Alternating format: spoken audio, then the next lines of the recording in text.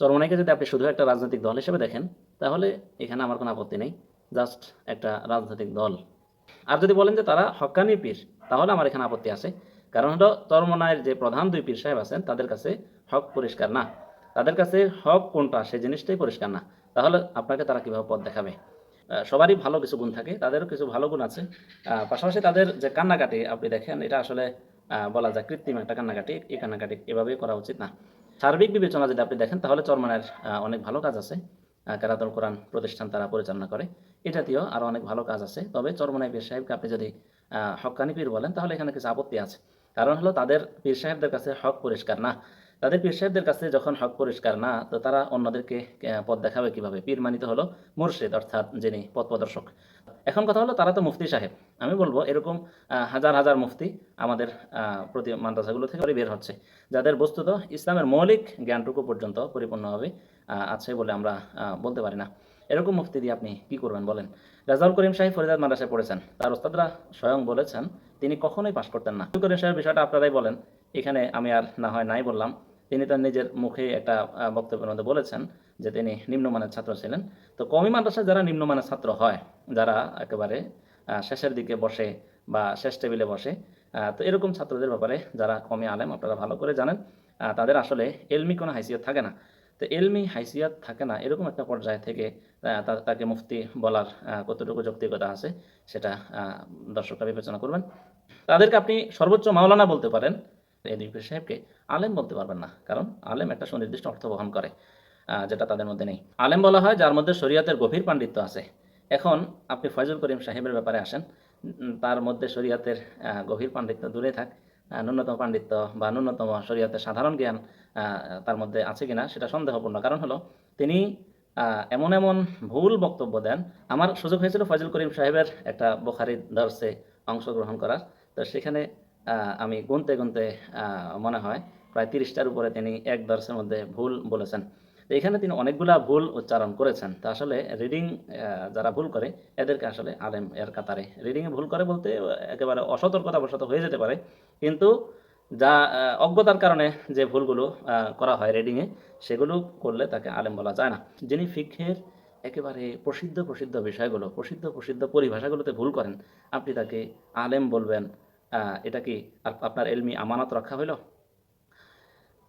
তা আপনি কিসের ভিত্তিতে তাকে আলেম বলবেন? যে ব্যক্তি কিতাবুস সির পড়েন, আপনি কল্পনা করতে পারেন একটা লোক কিতাবুস সির বলল। কিতাবুস সিয়ার শব্দটা কওমি মাদ্রাসার যারা মোটামুটি মধ্যম পর্যায়ের ছাত্র, তারা কখনোই এটাতে ভুল করতে পারে না। এটা একটা প্রসিদ্ধ পরিভাষা, কিতাবুস সিয়ার। এটা প্রসিদ্ধ একটা পরিভাষা। তো এখন আপনি কিতাবুস সির বললেন, আপনার এলমি যোগ্যতা মাপার জন্য এই একটা শব্দই তো যথেষ্ট। এরপরে আমি তার ওই দর্শে আরও কিছু শব্দ শুনেছি। তিনি বলেছেন রাসূলুল্লাহ সাল্লাল্লাহু আলাইহি সাল্লামের যুদ্ধগুলো দুই প্রকার, একটা হলো গজওয়া আর একটা হলো সিররিয়া। একটা গজওয়া আর একটা সারিয়া। সারিয়া যেটা, এটা তো হলো রাসূলুল্লাহ সাল্লাল্লাহু আলাইহি সাল্লাম যেসব যুদ্ধে সশরীরে অংশগ্রহণ করেন, এটাকে সারিয়া বলা হয়। যেগুলোতে নবীজি নিজে গিয়েছেন, সেগুলোকে গজওয়া বলা হয়। তো এখন কথা হলো, পরিভাষার মধ্যে এখানেও কিছু তারতম্য, ইমামদের মধ্যে ইখতিলাফ আছে। তবে সাধারণভাবে এটাই বোঝানো হয় যে গজওয়া মানি নবী করিম সাল্লাল্লাহু আলাইহি ওয়াসাল্লাম অংশগ্রহণ করেছেন, আর সারিয়া মানি নবী করিম সাল্লাল্লাহু আলাইহি ওয়াসাল্লাম অংশগ্রহণ করেননি, সাহাবায়ে কেরামকে পাঠিয়েছেন সেনাপতি করে। তো এখন যিনি বলেন যে নবী করিম সাল্লাল্লাহু আলাইহি ওয়াসাল্লামের যুদ্ধ দুই প্রকার, একটা হলো গজওয়া, আরটা হলো সিরিয়া, তো এই ব্যক্তিকে আপনি আলেম বলেন? আপনার তো একটা এলমি আমানতের বিষয় সামনে আসার কথা। তো এই ব্যক্তিকেও যদি আপনি আলেম বলেন, তাহলে এলমি আমানত কোথায় যাবে বলেন? এলমি আমানত কি আপনার মাধ্যমে রক্ষা হলো?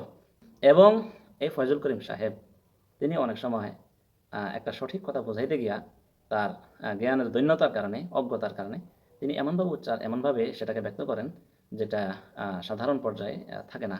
যেটাকে ইলমের ব্যাপারে বা দ্বীনের জ্ঞানের ব্যাপারে তার গভীর অজ্ঞতা বলতে পারেন, যেটাকে জাহালে মোরাক্কাব আপনি বলতে পারেন, এই পর্যায়ে চলে যায়। কিছুদিন আগে তিনি বলেছেন যে শুধু কোরআন কিচ্ছু না, উড়িয়ে দিয়েছেন। যদিও তিনি এখানে বুঝাইতে চেয়েছেন যে আমরা শুধু কোরআন না বলি, আমরা কোরআন সুন্নাহ বলি। যেহেতু সুন্নাহ হলো কোরআনের ব্যাখ্যা, সেজন্য আমরা শুধু কোরআন না বলি, কোরআন সুন্নাহ বলি। কোরআন সুন্নাহর আলোকে ইসলামী শরিয়াহ বাস্তবায়ন করার কথা বলি। তো এখন এই জিনিসটা তিনি বুঝাইতে চেয়েছেন যে আমরা শুধু কোরআন বলবো না, আমরা যখন বলবো তখন কোরআন সুন্নাহ বলবো। তো এই কথাটা তিনি বুঝাইতে গিয়ে তিনি যেটা বললেন, সেটা হলো শুধু কোরআন কিচ্ছু না। তো এই ব্যক্তির আবার পাণ্ডিত্য কিসের বলেন?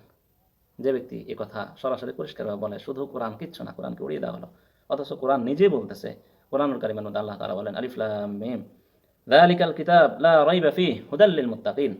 আল্লাহ তাআলা বলতেছেন আলিফ লাম মিম যালিকাল কিতাব লা রাইবা ফীহি, এটা হলো সেই কিতাব যে কিতাবের মধ্যে কোনো রকম সন্দেহের অবকাশ নাই, যেখানে কোনো সন্দেহ নেই, এটা মুত্তাকিদের জন্য হেদায়েত, পথ প্রদর্শক। তো কোরআন নিজে বলতেছে কোরআন হচ্ছে মুত্তাকিদের জন্য পথ প্রদর্শক। আপনি বলতেছেন শুধু কোরআন কিচ্ছু না, আপনি উড়িয়ে দিলেন। কোরআন বলতেছে আমি হলাম পথ প্রদর্শক, আমি হলাম হেদায়েত, আর আপনি বলতেছেন কিচ্ছু না। এভাবেই কোরআনের সাথে এটা দৃষ্টতার শামিল বলা যায়। তো এখন অন্য আয়াতের মধ্যে আল্লাহ রাব্বুল আলামিন ইরশাদ করেন ইন্না হাযাল কুরআনা ইয়াহদি লিল্লাতী হিয়া আকওয়াম। নিশ্চয় কোরআন এমন পথের দিকে নির্দেশ করে যা সর্বাধিক সঠিক ও সুদৃঢ়। সূরা আল ইসরার মধ্যে আল্লাহ তাআলা উল্লেখ করেছেন। এরপরে অন্য আয়াতের মধ্যে আল্লাহ তাআলা বলেন ইন্না আনজালনা ইলাইকাল কিতাবা বিল হাক্কি লিতাহকুমা বাইনান নাসি বিমা আরাকাল্লাহ। নিশ্চয় আমি আপনার প্রতি সত্য সহ কিতাব নাজিল করেছি যাতে আপনি মানুষের মধ্যে বিচার করেন আল্লাহ আপনাকে যা দেখিয়েছেন তার ভিত্তিতে। সূরা নিসার মধ্যে আল্লাহ তাআলা সরাসরি উল্লেখ করেছেন। সূরা মায়দার মধ্যে আল্লাহ তাআলা ইরশাদ করেন ওয়া আনিহকুম বাইনাহুম বিমা আনজালাল্লাহ। হে নবী, আর আপনি তাদের মধ্যে বিচার করুন আল্লাহ যা নাজিল করেছেন তার ভিত্তিতে। আপনি কোরআন দিয়ে ফয়সালা করুন, কোরআন দিয়ে আপনি বিচার ফয়সালা করুন। আল্লাহ তাআলা আল্লাহ রাসূল সাল্লাল্লাহু আলাইহি ওয়াসাল্লামকে বলতেছেন বিচার ফয়সালা করতে। কোরআন তো কিচ্ছু না, তো কোরআন দিয়ে বিচার ফয়সালা হবে কিভাবে?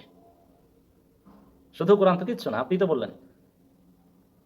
অন্য আয়াতে আল্লাহ তাআলা বলেন ওয়ানাজ্জালনা আলাইকাল কিতাবা তিবয়ানান লিকুল্লি শাই। আর আমি আপনার প্রতি এই কিতাব নাজিল করেছি যা প্রত্যেক বিষয়ের সুস্পষ্ট ব্যাখ্যা। প্রত্যেক বিষয়ের সুস্পষ্ট ব্যাখ্যা স্বরূপ আমি এই কিতাব অবতীর্ণ করেছি। তো এই কোরআনের মধ্যে তো কিছুই নাই, কোরআন তো কিচ্ছু না। আবার আমি দু একজনকে দেখলাম তার এই কথার পক্ষে তারা বিভিন্ন রকমের যুক্তি উপস্থাপন করেছেন। আল্লাহ তাআলা তাদের দান করুক। এখন আল্লাহ তাআলা অন্য আয়াতের মধ্যে বলেন সূরা আল হাসর মা আতাকুমুর রাসূলু ফাখুযুহু ওয়া মা নাহাকুম আনহু ফান্তাহু। রাসূল তোমাদের যা দেন তা গ্রহণ করো এবং যা থেকে নিষেধ করেন তা থেকে বিরত থাকো। তো এখানে রাসূল তোমাদেরকে যা দেন এর মধ্যে কোরআন রয়েছে। এখন কথা হলো ইসলামী শাসন ব্যবস্থা বলতে আসলে শুধু কোরআনের আয়াত পড়ে শাসন করাকে বোঝানো হয় না, এটা ভিন্ন বিষয়। কোরআন এবং রাসূলুল্লাহ সাল্লাল্লাহু আলাইহি ওয়াসাল্লামের সুন্নাহ অনুযায়ী ইসলামী শরিয়াতে শাসন করা হয়, যেহেতু রাসূলুল্লাহ সাল্লাল্লাহু আলাইহি ওয়াসাল্লামের সুন্নাহ কোরআনেরই ব্যাখ্যা। আল্লাহ আকবার।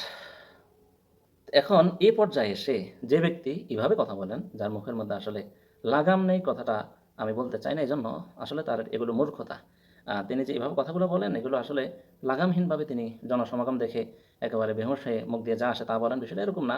তবে এগুলো ওনার মূর্খতা এবং জাহালাত, এগুলো উনি মন থেকে বলেন, অন্তরের গভীর থেকে বলেন, তবে তার জাহালাতটা অন্তরের গভীর পর্যন্ত পৌঁছে গেছে। ওই জাহালাতের আলোকে তিনি তার মুখ দিয়ে এই কথাগুলো বের হয়। সম্ভবত ইমাম ইবনে আব্দুল বার রাহিমাহুল্লাহ তার আল ইস্তিযকার একটা কিতাব আছে, সেই কিতাবে উল্লেখ করেছেন। সম্ভবত আমি কথাটা মাওলানা আব্দুল মালিক সাহেবের কাছ থেকে শুনেছি। তিনি বলেছেন ইমাম ইবনে আব্দুল বার রাহিমাহুল্লাহর হাওয়ালায় সম্ভবত কথাটা তিনি বলেছেন। তো ইমাম ইবনে আব্দুল বার রাহমাতুল্লাহ একটা কথা বলেছেন যে ইদা সাবাতাতিল উসুলু ফিল কুলুব নাতাকাতিল আলসুনু বিল ফুরুর। মানুষের মুখ দিয়ে যে কথা বের হয় সে কথাটা এমনি এমনি বের হয় না। এই ব্যাপারে মানুষের হৃদয়ে যে কথাটা গেঁথে আছে সে কথাটাই তার মুখ দিয়ে বের হয়। এই জন্য এই ব্যক্তিকে, যিনি শরীয়তের ব্যাপারে যার যথেষ্ট অজ্ঞতা রয়েছে, যিনি শরীয়তের ব্যাপারে সঠিক পথ প্রাপ্ত নন, তিনি শরীয়তের ব্যাপারে আপনাকে আমাকে পথ দেখাবেন, এটা কল্পনা করা সঠিক না। হাত পাখায় ভোট দিলে আল্লাহ রাসূল পাবেন, এই কথাটা আপনি বললেন। এরপরে তাদের আরও কিছু দর্শন আছে, যেমন তারা তাদের কার্যক্রমগুলোকে তারা জিহাদ বলে। জিহাদ একটি শরীরী পরিভাষা। তো এখন আপনি যদি সব কাজ জিহাদ বলে চালায় দেন তাহলে শরীয়তের পরিভাষার কোনো অর্থ থাকবে না। তো এগুলো হলো তাদের মৌলিক কিছু ভুল, যে ভুলগুলোর কারণে এটা পরিষ্কারভাবে বলা যায় যে আহলুস সুন্নাহ ওয়াল জামার আকীদা, আহলুস সুন্নাহ ওয়াল জামার মেজাজ তাদের মধ্যে প্রতিষ্ঠিত নয়।